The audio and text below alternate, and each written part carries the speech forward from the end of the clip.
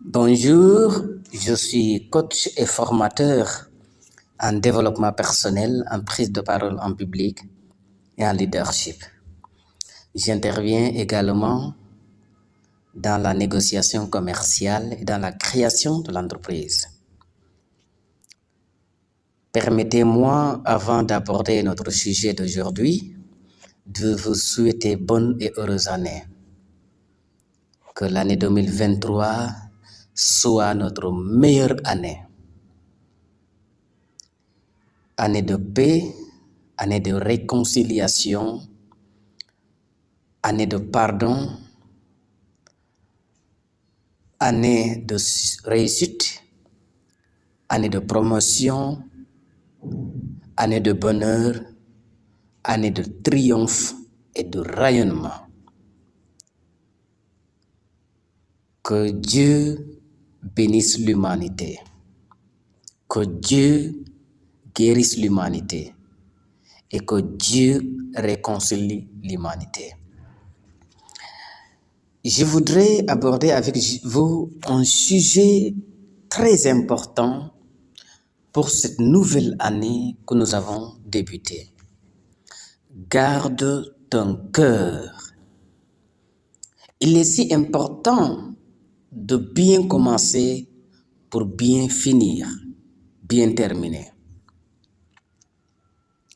Quand nous ne connaissons pas comment débuter une année, il est évident de ne pas connaître comment boucler l'année.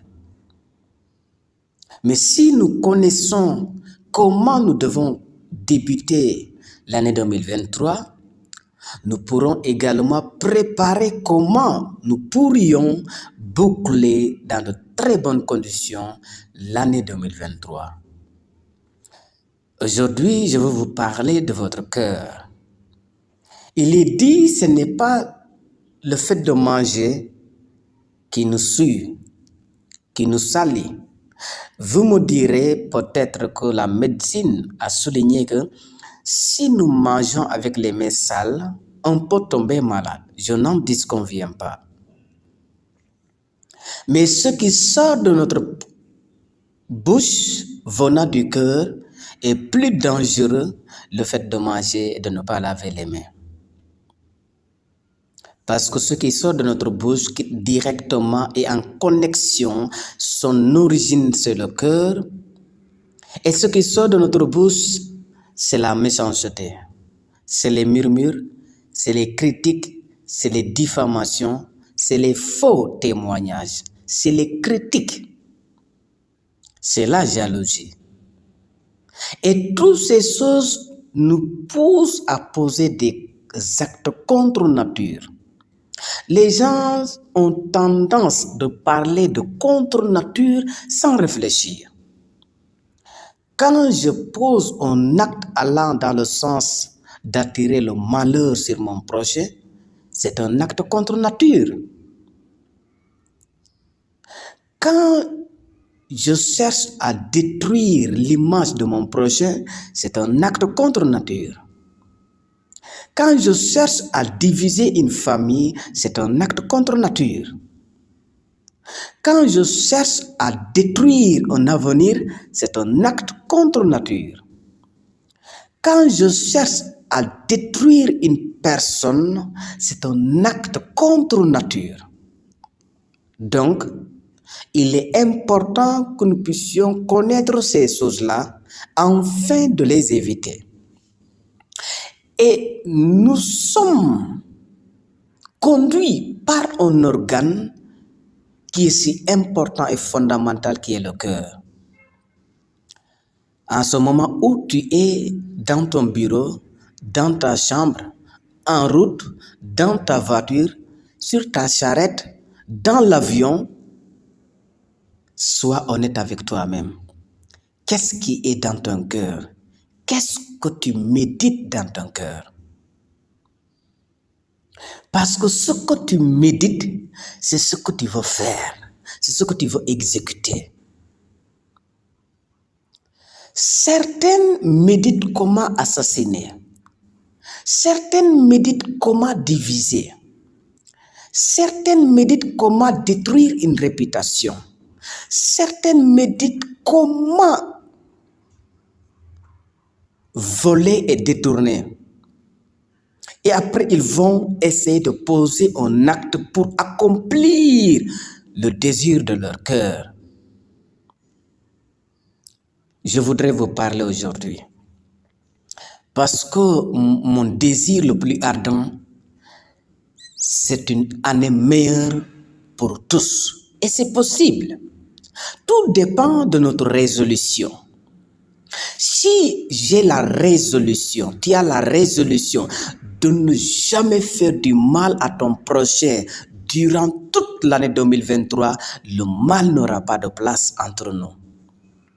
La fois passée, j'ai posté, si tu m'aimes comme je t'aime, le mal n'aura pas de place entre nous. Mais je ne peux pas dire qu'il faut m'aimer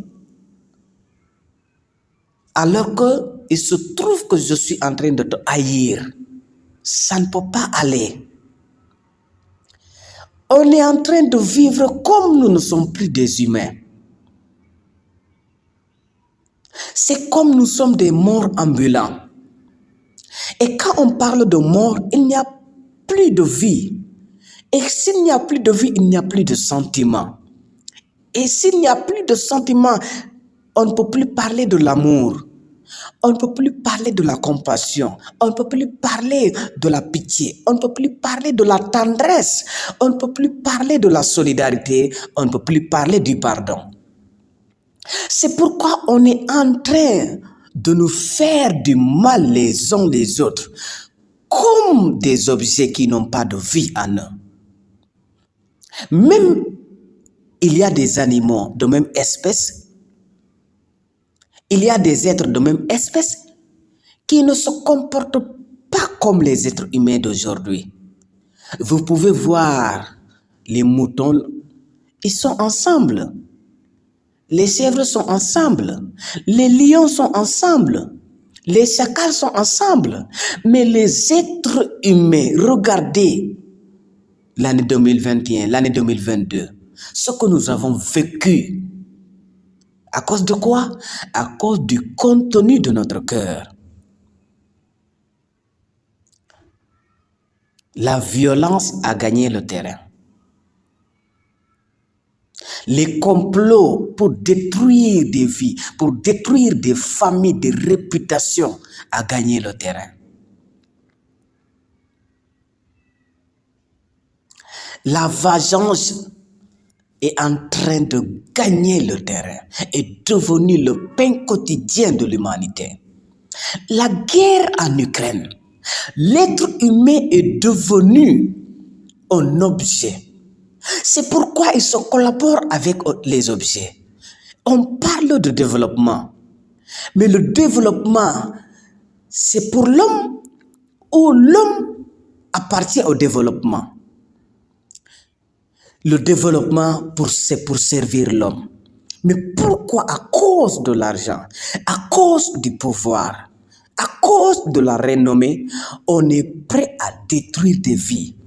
En Ukraine, on n'est pas en train de détruire des objets, des bâtiments. Ceci et cela. On est en train de détruire des êtres humains. Et ces êtres humains, ni les États-Unis, ni l'URSS ne peut plus les ramener à la vie. On peut reconstruire des immeubles, mais pas des vies.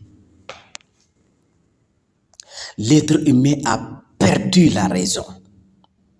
L'être humain a perdu la sacralité de l'homme.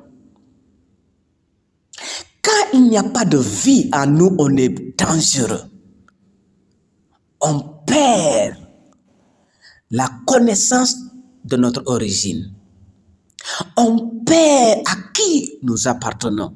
L'être humain, si on dit qu'il appartient à Dieu et il a été créé à l'image de Dieu, qu'est-ce que cela veut dire? Cela veut dire que nous représentons Dieu sur la terre.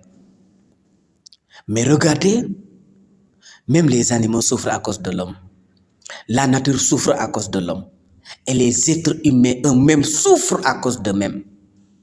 C'est lamentable. Et je voudrais que l'année 2023 soit un nouveau départ pour le monde entier.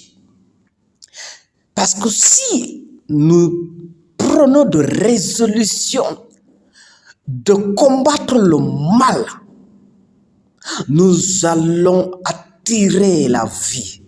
Nous allons attirer la paix. Nous allons attirer l'amour. Nous allons attirer le pardon. Nous allons attirer l'humilité. Nous allons attirer la considération les uns envers les autres.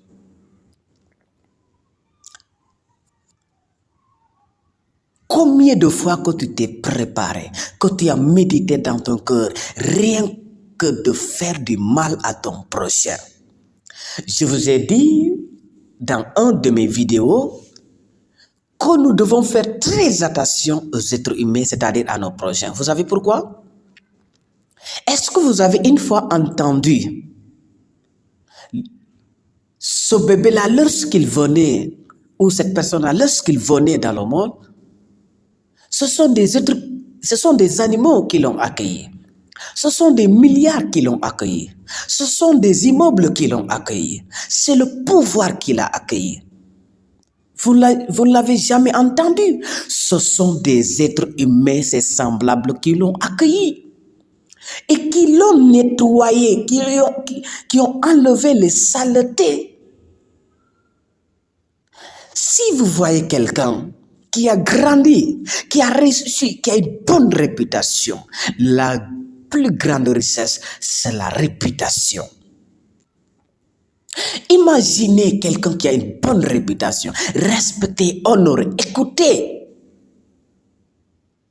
et que beaucoup suivent. Est-ce qu'il a été éduqué par les animaux, par l'argent, par le pouvoir? Non, ni par les oiseaux, non. C'est par les êtres humains. C'est semblable.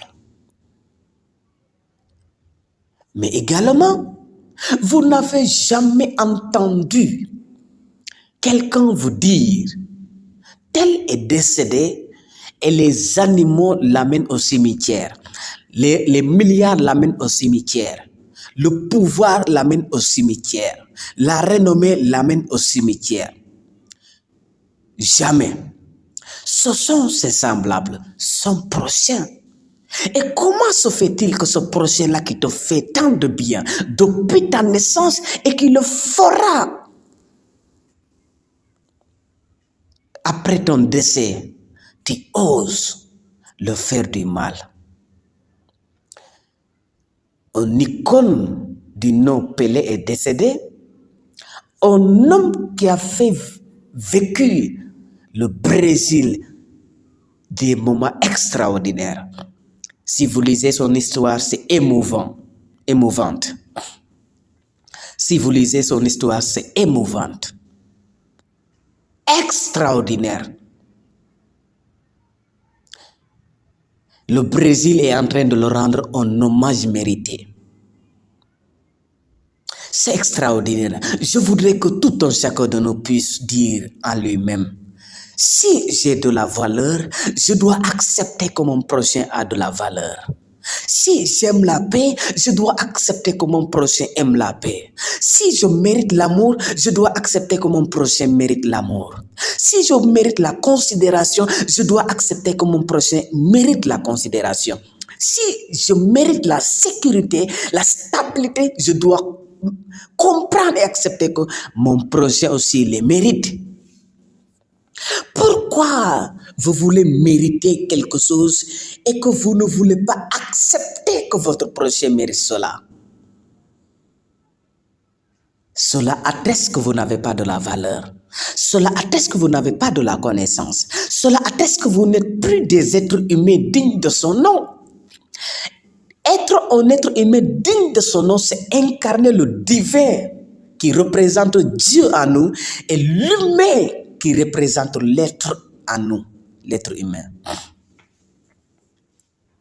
Cependant, je voudrais attirer l'attention de l'humanité.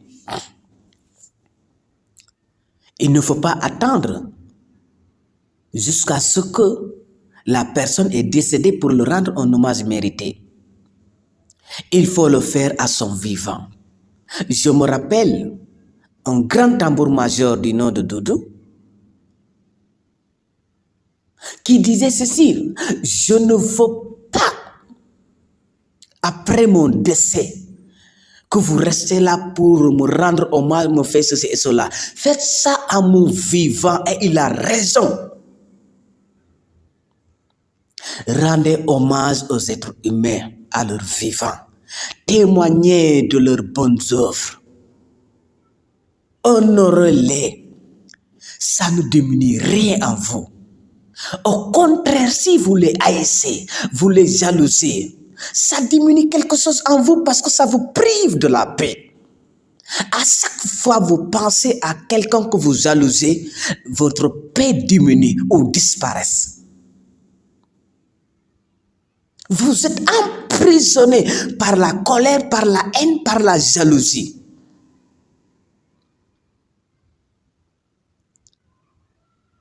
Au nouveau départ, c'est possible.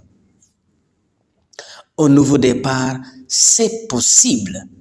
Si chacun d'entre nous prenne une résolution, si chacun d'entre nous prenne une résolution,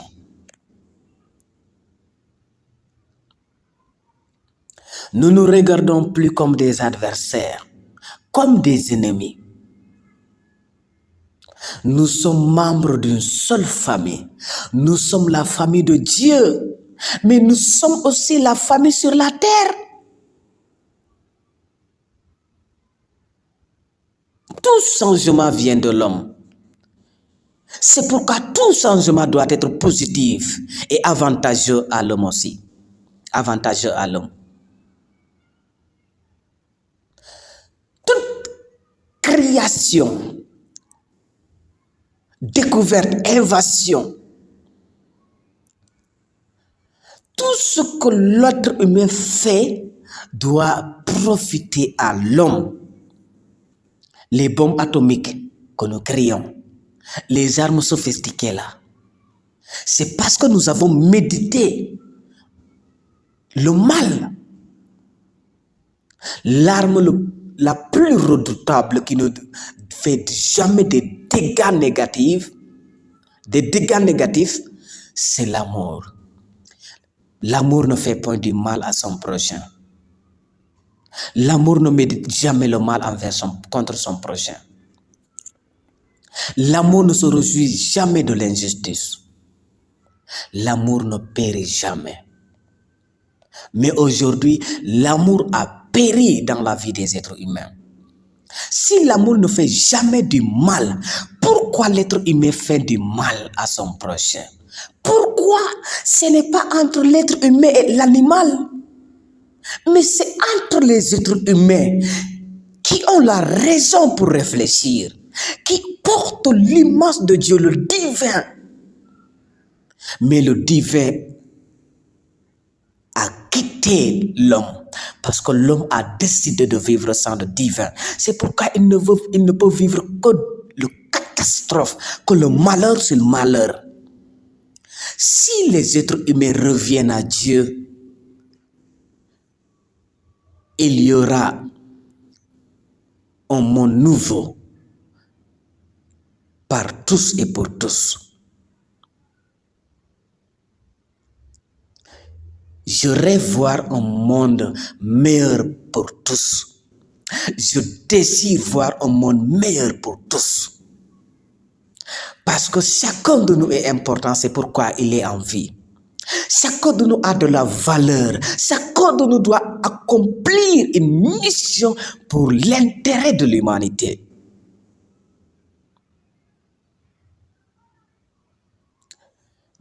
Le président des États-Unis n'a pas plus de valeur que le président du Sénégal.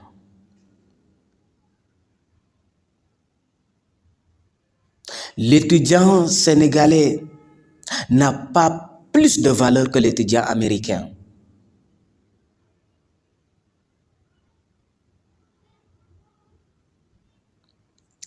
Le Sénégalais lambda est égal au Américain lambda. tous les êtres humains sont égaux. C'est le même sang, sang rouge. Vous n'avez jamais vu de sang noir, de sang blanc, de sang jaune, de sang ceci. Jamais, sang rouge, partout. Et partout, les êtres humains mangent. Partout, les êtres humains dorment. Partout, les êtres humains tombent malades. Partout. Partout, les êtres humains meurent. Donc, on est pareil. On est semblable. Garde ton cœur pour que la méchanceté, la jalousie, la haine, l'orgueil ne s'approchent pas de ton cœur pour te pousser à faire du mal, pour te pousser à méditer le mal. Ce que tu médites, c'est ce que tu vas faire. Le pasteur Laure nous disait le mardi passé, si vous voulez servir votre prochain, il faut d'abord connaître que vous avez, découvrir que vous avez de la valeur, vous qui devez servir. Et si vous avez la connaissance que vous avez de la valeur, vous aurez aussi de la connaissance que votre prochain a de la valeur. Servons-nous les uns des autres parce que chacun d'entre nous a de la valeur. Chacun d'entre nous mérite le meilleur. Aimons-nous les uns les autres parce que chacun d'entre nous mérite l'amour. Veillons sur les uns les autres parce que chacun d'entre nous mérite la stabilité et la sécurité.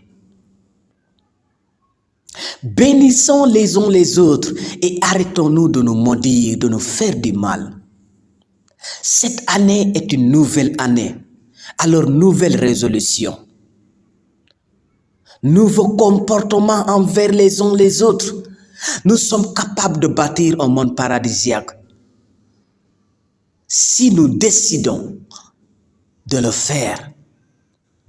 Nous sommes capables de vivre dans un monde sans violence si nous décidons de le faire. Si je décide d'être aimé, si je souhaite d'être aimé, je dois aimer. Si je souhaite la paix, je dois donner la paix à mon prochain. Si je veux la réussite, je dois permettre à mon prochain de réussir. Ainsi, nous tous, nous serons heureux et nous vivrons une année meilleure par tous et pour tous. Merci de votre aimable attention.